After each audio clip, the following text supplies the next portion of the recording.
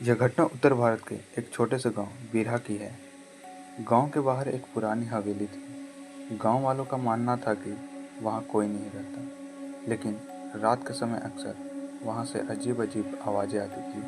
कभी किसी के हंसने की तो कभी किसी के रोने की। रवि नाम का युवक जो शहर से अपने दादी के गांव आया था, गांव की इन बातों को सिर्फ अफवाह मानता था। वह एक रात अपने दोस्त के साथ शर्त में हार गया और उसे उस हवेली में एक रात बितानी पड़ी। रात के करीब 12 बज रहे थे जब रवि अकेले उस हवेली में था।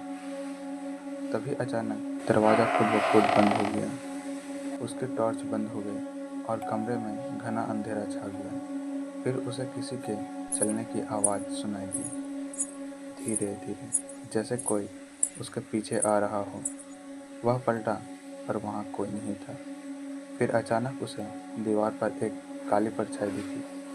वह परछाई हिल रही थी, लेकिन उसके आसपास कोई नहीं था। उसे फर्श पर एक पुरानी जली डायरी मिली। जब वह उसे पढ़ना शुरू किया तो उसमें लिखा था, मैं अभी मरी नहीं हूँ। मैं हर उस इंसान का इंतजार कर रही हूँ जो मेरी नींद में दखल डालेगा।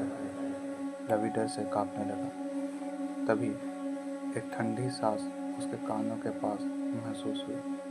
तू आया है, अब कभी नहीं जा पाएगा। सुबह गांव वाले हवेली पहुंचे तो दरवाज़ा फिर से खुला मिला, लेकिन अंदर कोई नहीं था। न रवि की टॉर्च, न वह डायरी। अब गांव वाले कहते हैं कि हवेली में एक और आत्मा जुड़ गई है। वो आत्मा रवि की है। हर अमावस्या की रात कोई ना कोई वहां हंसते हुए सुनाई देता है।